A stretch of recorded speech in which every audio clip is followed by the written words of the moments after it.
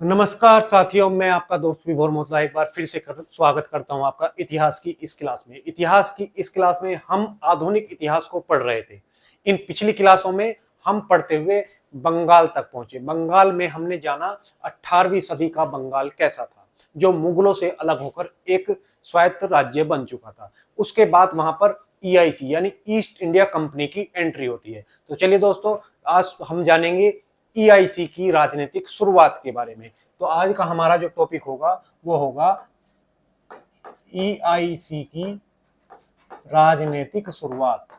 राजनीतिक शुरुआत भारत में जो ईस्ट इंडिया कंपनी थी, इसकी राजनीति की शुरुआत कैसे हुई या राजनीतिक शुरुआत कैसे हुई, इसको हम जानेंगे। लेकिन इससे पहले हम एक बार रिकैप कर लेते हैं कि जो ईआईसी है ये भारत में कैसे आई। तो चलिए दोस्तों, उसके लिए हमें जरूरत पड़ेगी एक मैप की, क्योंकि आपको समझाने के लिए मैप जरूरी है। तो उसके लिए हमें एक मैप लेना पड़ेगा, और मैप हम लेते हैं कहां से? यहां से। ये हो गया वर्ल्ड मैप।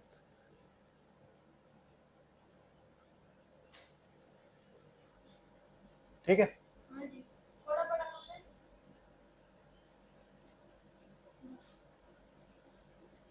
Okay report. चलिए, तो दोस्तों हमें इसके लिए जरूरत होगी एक मैप की। तो चलिए मैप में देखते हैं और समझते हैं उस समय की परिस्थितियां कैसी थी। तो दोस्तों ये है यूरोप। क्या है? ये है, अरे चल जा भाई,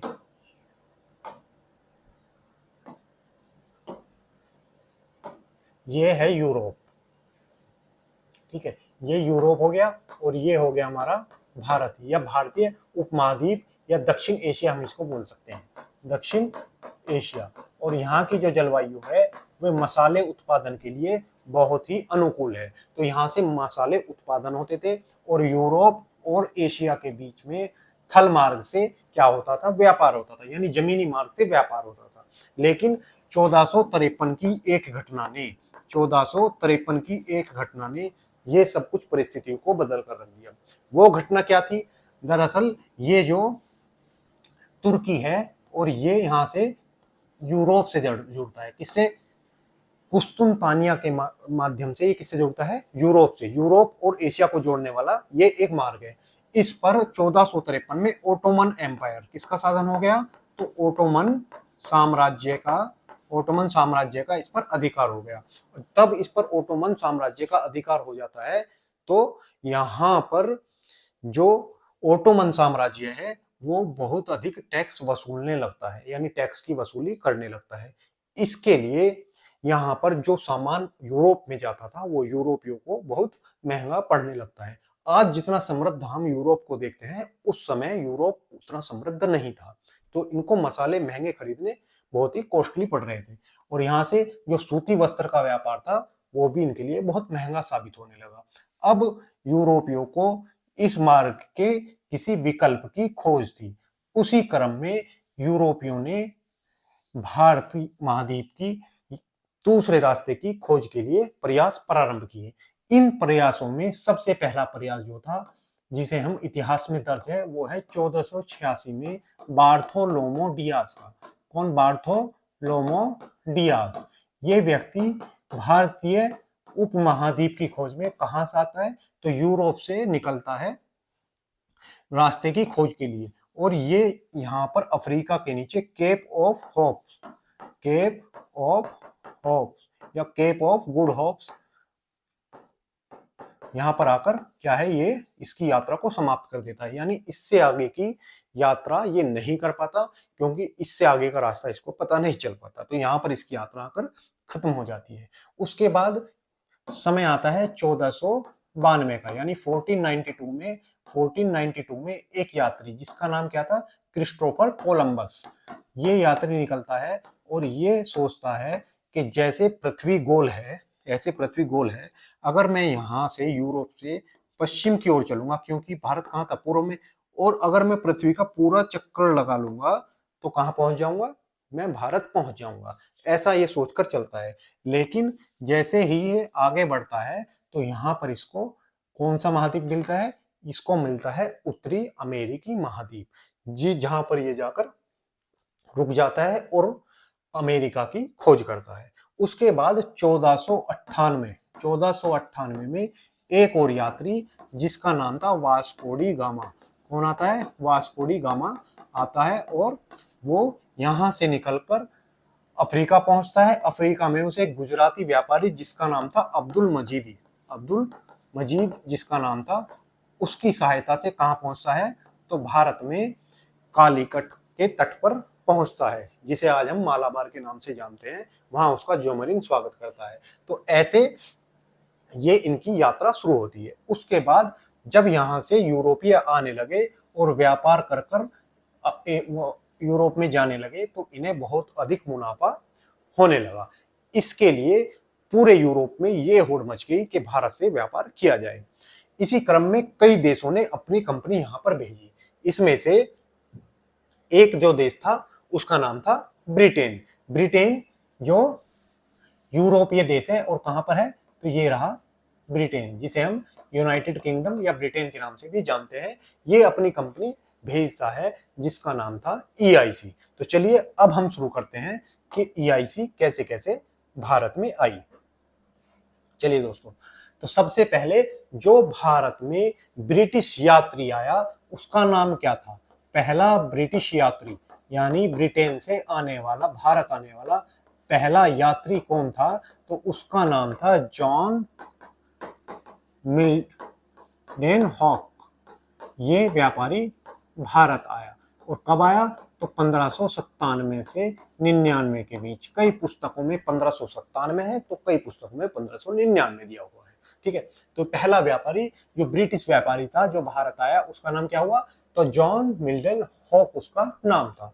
अब जैसे ही ये खबर ब्रिटेन में पहुंची तो कई कंपनियां और सरकार भी इस इच्छा में थी या इस उनकी मनोदशा ये थी कि वो भारत से व्यापार करें। अब इसी क्रम में वहां की एक कंपनी थी ब्रिटेन की जिसका नाम था मर्चेंट एडवेंचर्स। क्या नाम था? तो मर्चेंट एडवेंचर इसका नाम था। ये क्या थी? एक ब्रिटेन की प्राइवेट कंपनी। क्या थी? ब्रिटेन की प्राइवेट कंपनी। ये याद रखें कैसी कंपनी है? तो प्राइवेट कंपनी है। अब ये कंपनी एक अपनी अनुसंगी कंपनी की स्थापना करती है। अनुसंगी बोले या सब्सिडरी। अब ये सब्सिडरी क्या होता है? तो जैसे हमारे यहाँ रिलायंस कंपनी है, उसने टेलीकॉम सेक्टर के लिए एक अपनी ब्रांच अलग से खोली है जिसे हम जियो के नाम से जानते हैं। तो जियो क्या हुई? रिलायंस की एक सब्सिडरी कंपनी हुई या अनुसंगी कंपनी हुई।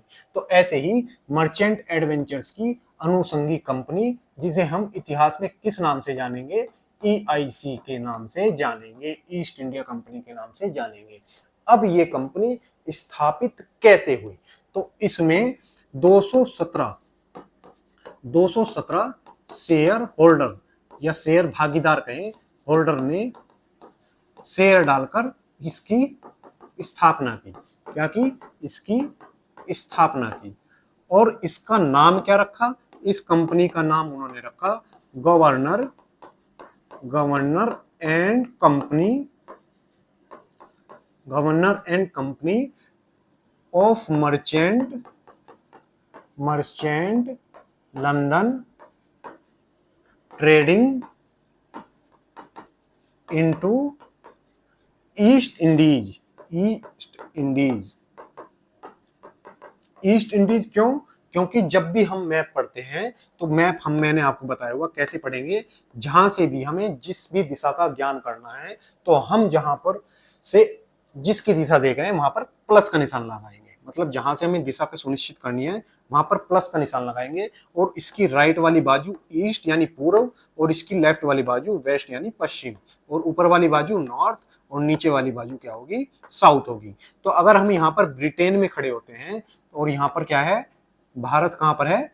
इसके पूर्व में। तो क्या हुआ? ईस्ट। इसलिए ईस्ट मतलब पूर्व में व्यापार करने के लिए एक कंपनी शुरू की गई। अब जो ये कंपनी थी इसमें 217 जो भागीदार थे, इनमें से एक भागीदार रानी एलिजाबेथ थी। एलिजाबेथ भी इसमें क्या थी, एक इसकी पार्टनर थी, यानी इसमें एक शेयर होल्डर कौन थी, रानी एलिजाबेथ भी थी। अब जो रानी है वो क्या करती हैं, रानी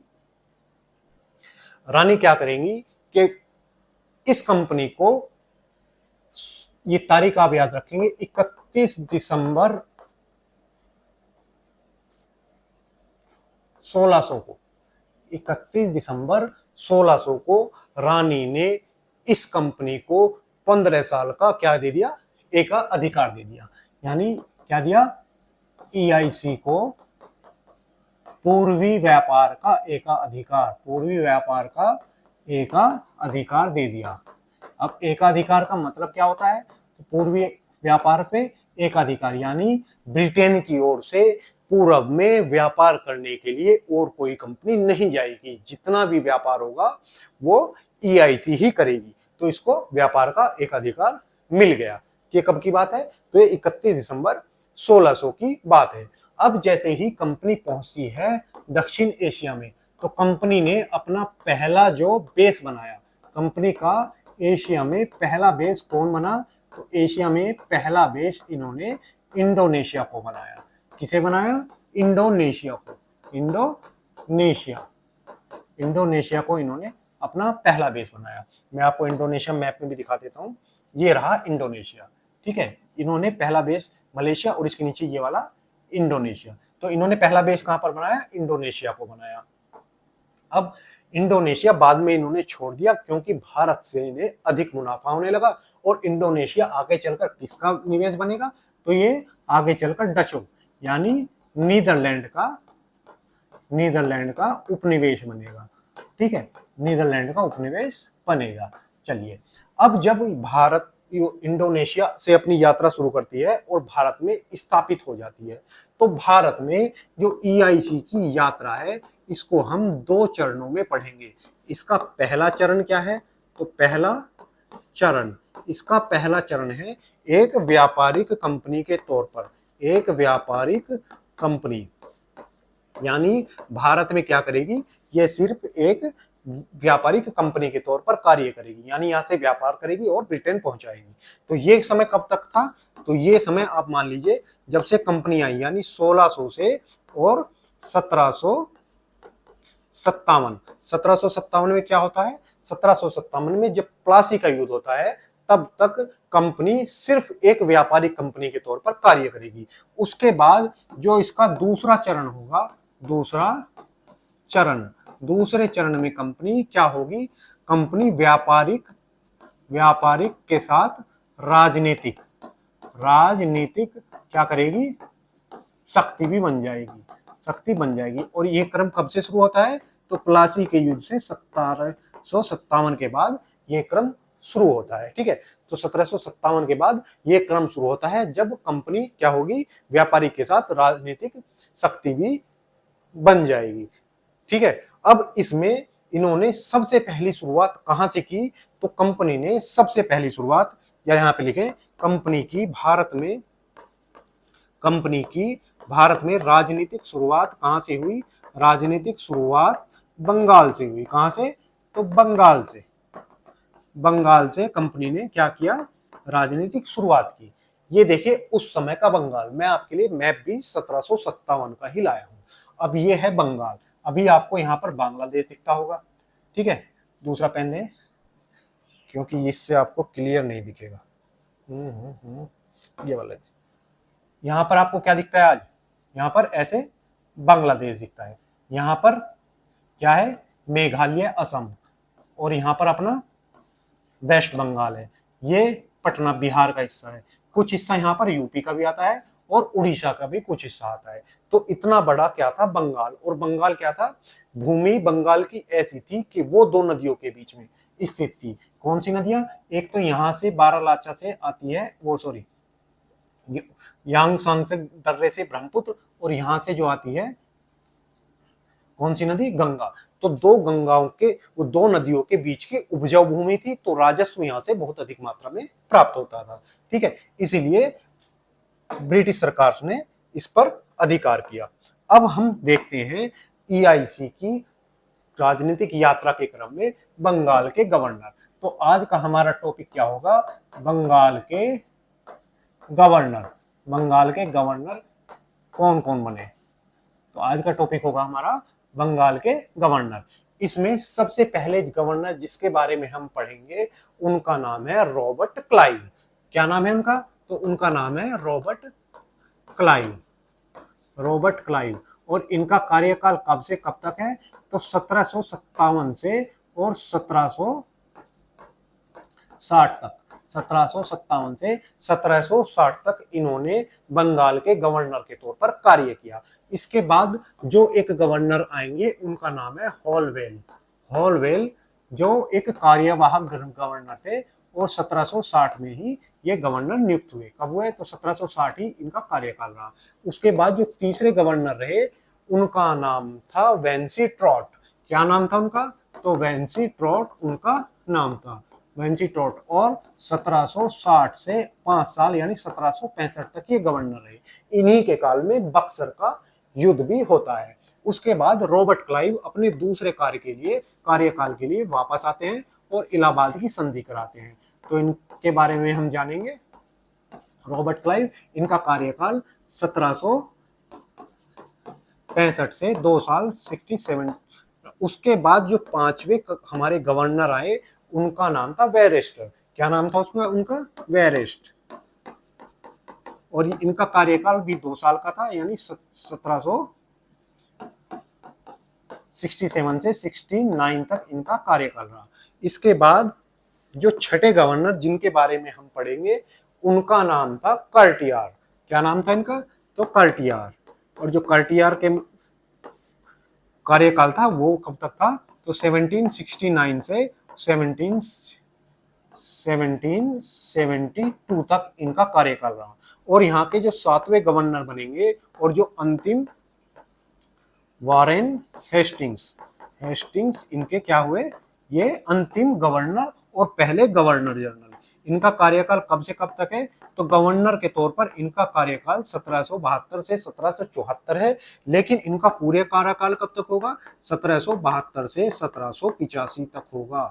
ठीक है, क्योंकि 1774 में बंगाल के गवर्नर को गवर्नर जनरल कहा जाने लगेगा, इसलिए इनका कार्यकाल 1774 से 1785 गवर्नर जनरल का रहेगा। उससे पहले इनका कार्यकाल गवर्नर का रहेगा।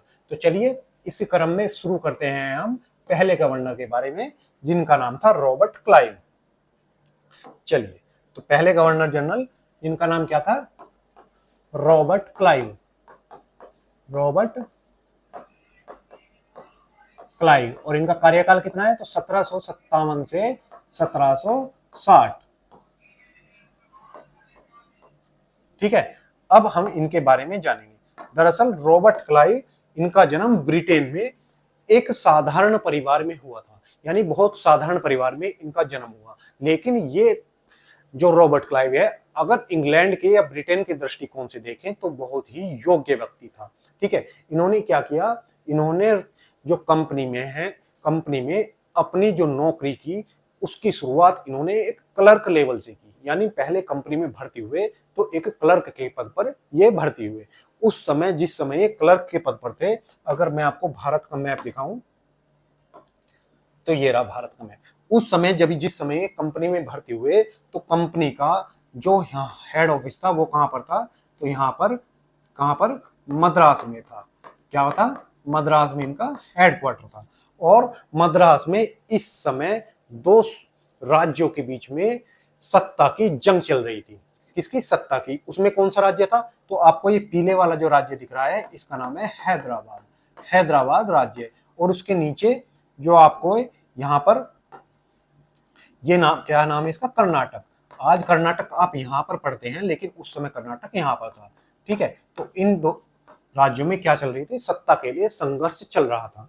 इसमें जो मद्रास में इनका हेड ऑफिस था ईआईसी का, उसमें रॉबर्ट क्लाइव ने इन दोनों के बीच बड़ी महत्वपूर्ण भूमिका निभाई। इसके लिए इनको सम्मानित किया गया और बंगाल में इनको गवर्नर बनाकर भेज दिया गया। गवर्नर बनाकर क्यों भेजा?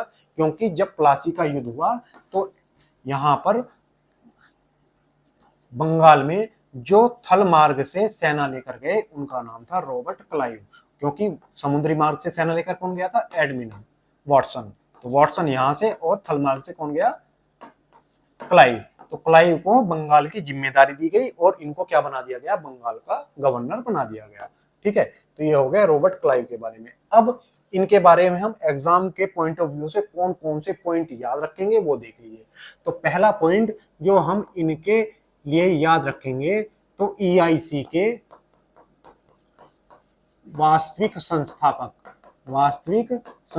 कौन थे? तो भारत में ईआईसी के वास्तविक संस्थापक रॉबर्ट क्लाइव थे, क्योंकि इन्होंने सबसे पहले प्लासी के युद्ध का नेतृत्व किया। प्लासी के युद्ध का क्या किया?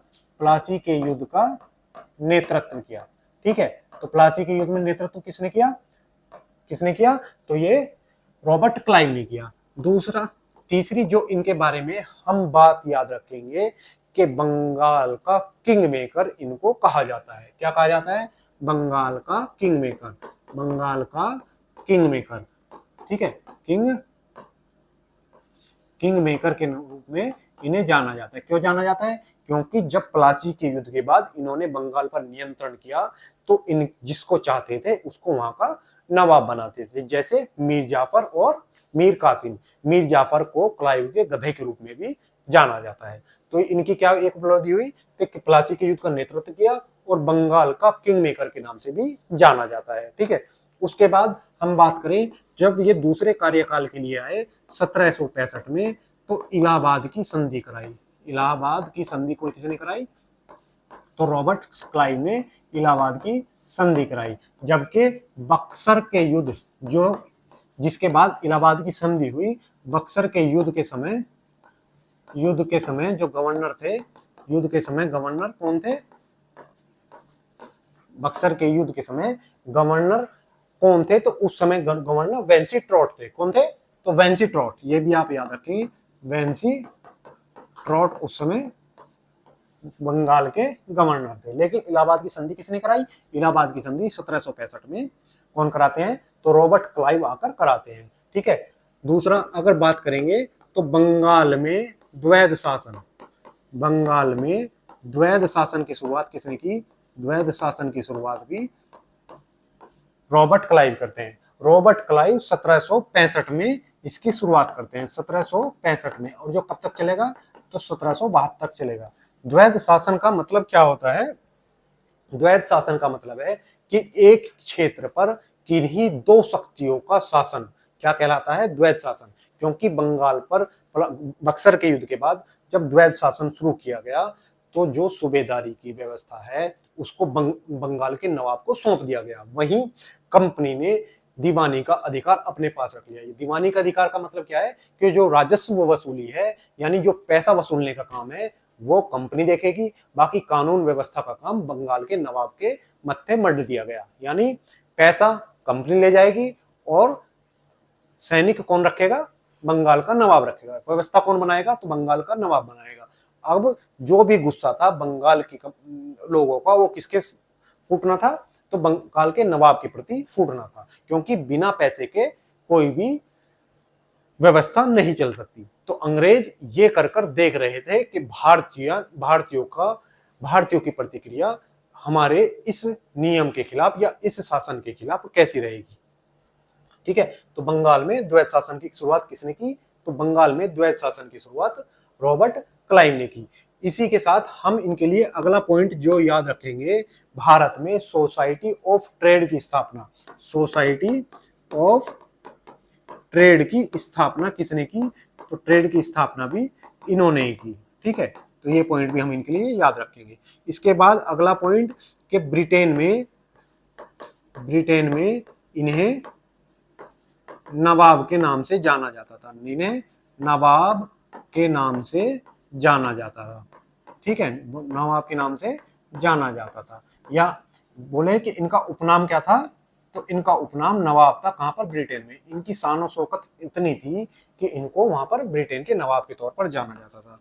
वहीं अगला पॉइंट याद रखेंगे, श्वेत विद्रोह किसके समय हुआ? तो श्वेत विद्रोह रॉबर्ट क्लाइव के समय हुआ। किसके समय? Robert Clive. और ये श्वेत विद्रोह क्या था? श्वेत विद्रोह जो ब्रिटिश सैनिक थे या जो अंग्रेज सैनिक थे जो श्वेत थे यानी गोरे थे, उनको दोहरे भत्ते दिए जाते थे। उस दोहरे भत्ते को रॉबर्ट क्लाइव ने आकर बंद कर दिया, जिससे नाखुश होकर उन गोरे सैनिकों ने विद्रोह कर दिया, जिसको हम श्वेत विद्रोह के नाम से जानते हैं। तो ये रॉबर्ट क्लाइव के बारे में सारे पॉइंट जो हमारे एग्जाम के दृष्टिकोण से महत्वपूर्ण है, मैंने इसमें लिख दिया। अब आगे देखते हैं हम अगले गवर्नर के बारे में, जिनका नाम है हॉलवेल। अब किसके बारे में जानेंगे हम? तो अब जानेंगे गवर्नर हॉलवेल के बारे में। तो दूसरे गवर्नर कौन थे? हॉलवेल। हॉलवेल, और जो क्या थे? एक कार्यवाहक गवर्नर थे। और इनकी कार्य कब शुरू हुआ? तो 1760 में शुरू हुआ। चलिए हॉलवेल के बारे में क्या जानेंगे? ये एक कार्यवाहक गवर्नर थे। कार्यवाहक गवर्नर थे, ठीक है। तो कार्यवाहक गवर्नर थे। इनके बारे में जो पॉइंट हम याद रखेंगे, तो जब सिराजुल-दौला द्वारा ब्लैक होल की घटना हुई, जिसमें उन्होंने 146 सैनिकों को बंदी बना लिया और एक छोटी सी कोठरी में बंद कर दिया, जिसमें से 123 सैनिक उसमें दम घुट जाने के कारण मर गए, वहीं 23 सैनिक बचे। उन 23 सैनिकों में से एक का नाम था हॉलवेल। तो एक का नाम क्या था? हॉलवेल। यानी क्या थे? ये ब्लैक होल की घटना में शामिल थे। ब्लैक होल की घटना में शामिल थे, घटना में कैद हुए। ये इन्होंने अपनी पुस्तक में ये बात बताई, ठीक है। तो अगले गवर्नर जिनके बारे में हम पढ़ेंगे, उनका नाम है वेंसी ट्रॉट। तो अगले गवर्नर कौन है? वेंसी ट्रॉट। वेंसी ट्रॉट। और इनका कार्यकाल कब से कब तक है? तो 1760 से 1765 तक इनका कार्यकाल है। और इनके कार्यकाल की सबसे महत्वपूर्ण घटना क्या है? इनके कार्यकाल की सबसे महत्वपूर्ण घटना है बंगाल में बक्सर का युद्ध। तो इनके कार्यकाल की घटना क्या हुई? बक्सर का युद्ध इन्हीं के समय हुआ। युद्ध इन्हीं के समय हुआ। इसके बाद इलाहाबाद की संधि हुई और इलाहाबाद का युद्ध इन्हीं के समय हुआ। इसके बाद जो गवर्नर आए, उनका नाम क्या था? उनका नाम था कर्टियार। क्या नाम था? तो चौथे गवर्नर जिनके बारे में हम जानेंगे, उनका नाम था कर्टियार। कर्टियार, ठीक है। उनका कार्यकाल कब से है? तो 1767 से और 69, यानी 2 साल इनका भी कार्यकाल रहा। और इनके समय की जो महत्वपूर्ण घटना थी वो क्या थी? इनके समय की महत्वपूर्ण घटना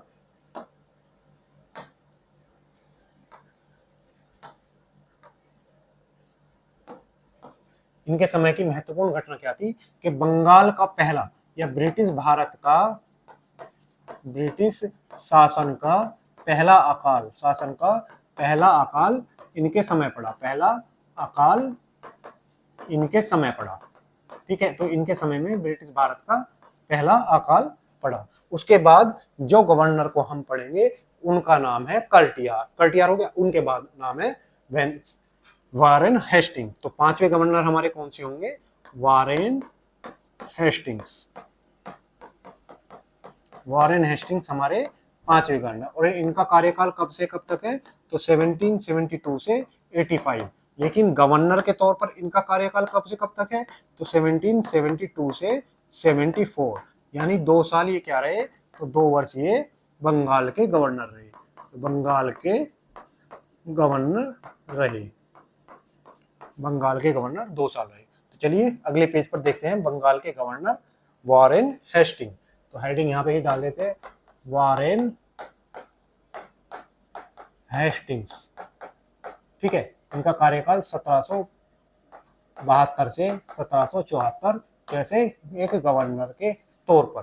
तो इनके बारे में सबसे पहला पॉइंट जो हम इनके बारे में जानेंगे वो है कि 1772 में बंगाल का गवर्नर और बंगाल का अंतिम गवर्नर, ठीक है। 1772 में क्या हुआ? बंगाल के गवर्नर बने।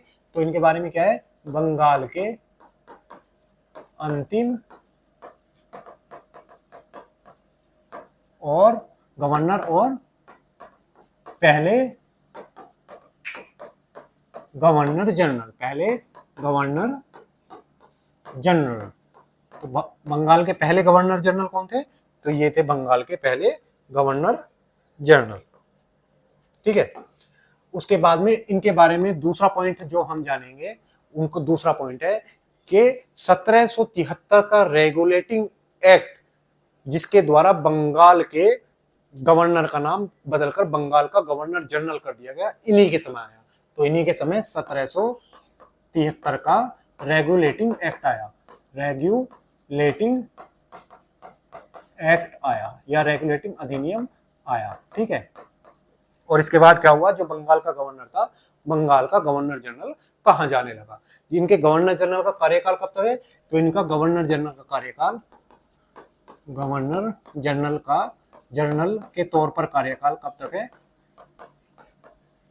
तो 1774 से 1785 तक क्या रहे? गवर्नर जनरल के तौर पर कार्य इन्होंने किया। उसके बाद 1774 में भारत में पहले सुप्रीम कोर्ट की स्थापना इनके कार्यकाल में हुई। ठीक है, कार्यकाल में इनकी स्थापना हुई। और यहीं पर इस सुप्रीम कोर्ट में कितने थे? तो इस सुप्रीम कोर्ट में 4 सदस्य होते थे, 4 सदस्य, जिसमें से एक सदस्य जो मुख्य न्यायाधीश होता था, और प्लस 3 क्या होते थे? अन्य न्यायाधीश होते थे। और जो उस समय के पहले मुख्य न्यायाधीश थे, इनका नाम क्या था? तो इनका नाम था एलिजा इम्पे इनका नाम था। ठीक है, तो एलिजा इम्पे हम किस तौर पर जानते हैं? इनको हम पहले सुप्रीम कोर्ट के न्यायाधीश के तौर पर हम जानते हैं। और इन्होंने ही 1774 में ही एक व्यक्ति थे नंद कुमार बोस, इनकी क्या किया? इनकी फांसी की सजा दी, जिसे हम नंद कुमार बोस को फांसी की सजा किसने दिलाई? तो वॉरेन हेस्टिंग ने दिलाई, और फांसी की सजा दिलाई किससे? तो न्यायिक यानी एलिजा इम्पे से। और इसे हम क्या कहते हैं? इसे हम भारतीय इतिहास की पहली न्यायिक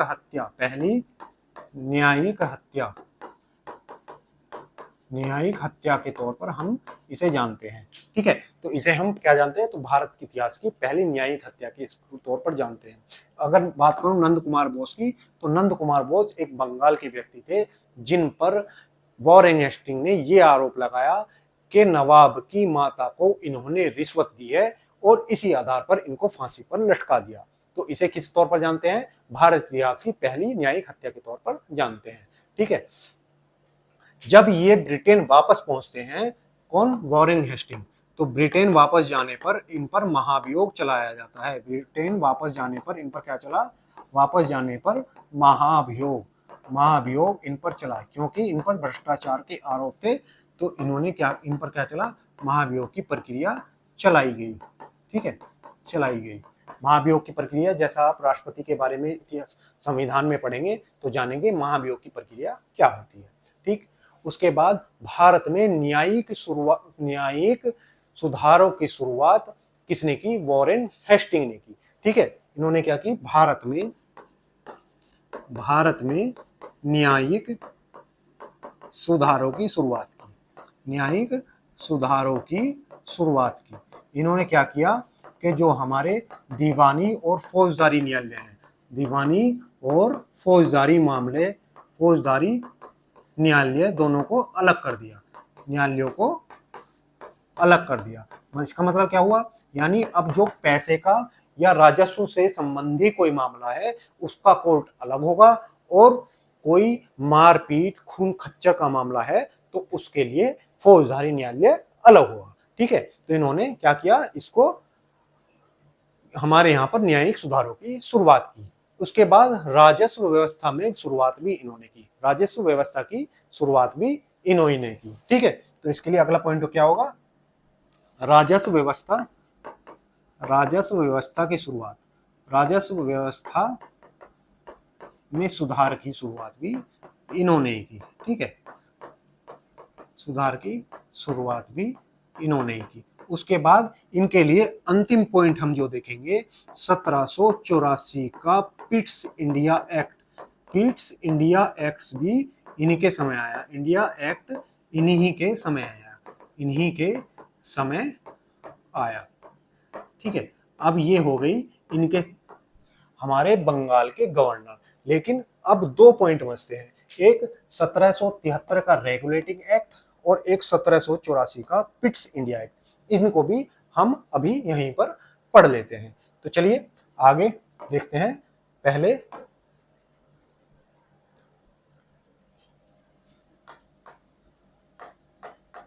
1773 का रेगुलेटिंग एक्ट, तो इसके बारे में हम जानेंगे। ये एक्ट भारत में कंपनी पर नियंत्रित करने के लिए ब्रिटेन की सरकार द्वारा लाया गया पहला अधिनियम था। यानी पहला अधिनियम था जिसके द्वारा ईआईसी को नियमित और नियंत्रित किया गया। क्या हुआ? ये पहला अधिनियम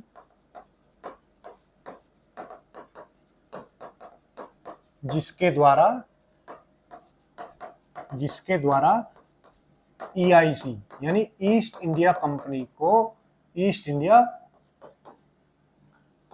को नियमित और नियंत्रित किया गया। ठीक है, तो पहला अधिनियम था जिसके द्वारा कंपनी पर लगाम लगाई गई। इस अधिनियम की क्या खास बात थी कि इसके बाद जो बंगाल का गवर्नर था, बंगाल के गवर्नर को गवर्नर जनरल कहा जाने लगा। बंगाल के गवर्नर को गवर्नर जनरल कहा जाने लगा। यानी इसने क्या किया, जो गवर्नर था, जो सिर्फ दीवानी का अधिकार जिसके पास था, उसके पास अभी फौजदारी का अधिकार भी दे दिया, तो उसे जनरल शब्द और जोड़ दिया गया और उसे गवर्नर जनरल कहा जाने लगा। ठीक है, इसके बाद इसका अगला पॉइंट क्या था कि इस एक्ट द्वारा कंपनी के व्यापार का एक अधिकार 20 साल तक के लिए बढ़ा दिया गया। यानी जो कंपनी का एक अधिकार था, कंपनी के व्यापारिक एकाधिकार को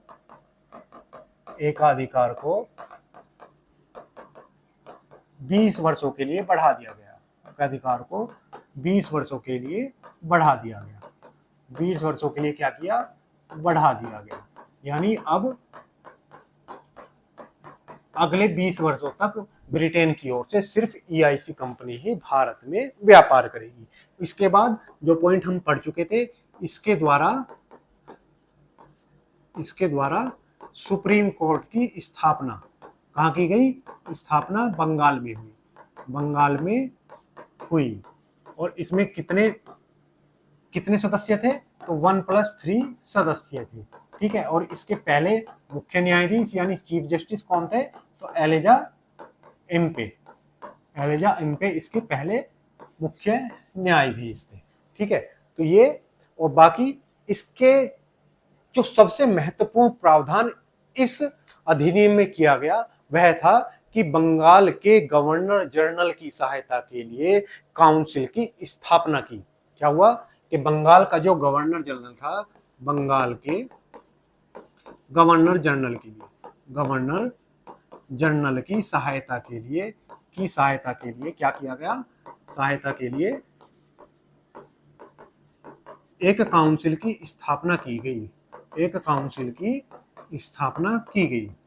ठीक है, यानी कंपनी को लग रहा था कि यहाँ पर इतना भ्रष्टाचार है, उन पर नजर रखने के लिए एक काउंसिल की स्थापना की गई, जिसमें 4+1 सदस्य थे।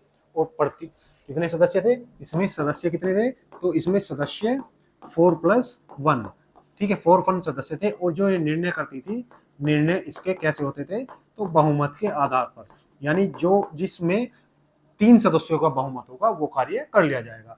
तो बहुमत के आधार पर निर्णय लिया जाता था। तो ये था हमारा 1773 का रेगुलेटिंग एक्ट। अब इसके बाद एक एक्ट और आता है जिसको हम पिट्स इंडिया एक्ट के नाम से जानते हैं। ये अधिनियम क्यों लाया गया?